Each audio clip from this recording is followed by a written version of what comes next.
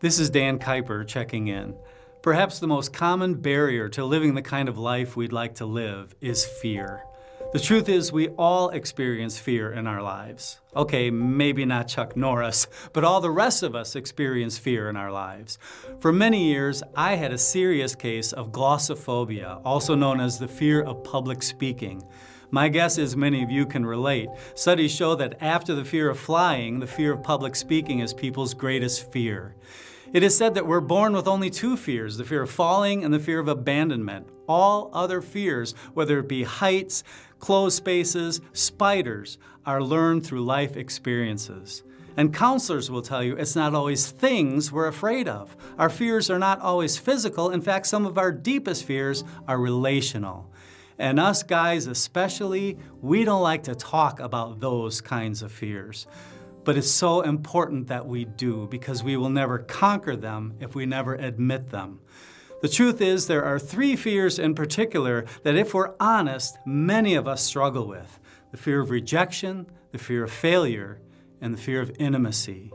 We fear being rejected. Face it, we all want to be loved and accepted. It's a basic human need, but especially for those of us who as children experience a parent's divorce or death or abandonment, that need to be loved and accepted becomes insatiable. We may become people pleasers, sometimes even compromising our own values so that people will accept us.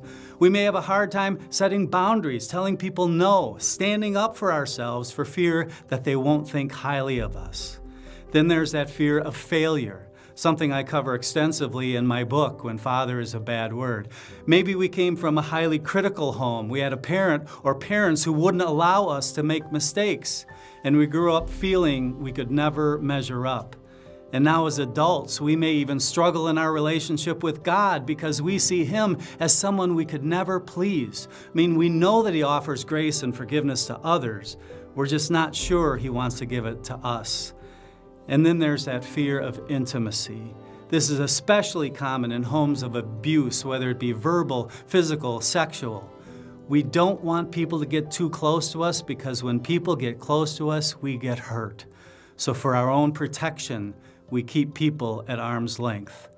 Living in fear is not God's plan for our lives. The Bible says God does not give us a spirit of fear, but of power and love and self-discipline. The Bible actually gives us the antidote to fear, the one thing that will drive fear away and give us the peace we're looking for. Are you ready for it? God tells you and me the one thing that will dissolve our fears is His perfect love. 1 John 4:18, there is no fear in love.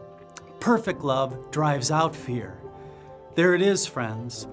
God's desire is that we live in His love. And when we fully grasp that love and experience it in the depths of our souls, we'll find there's nothing to be afraid of.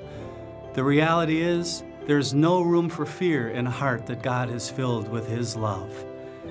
May that love permeate your soul today and give you the peace you long for. This is Dan Kuiper checking out.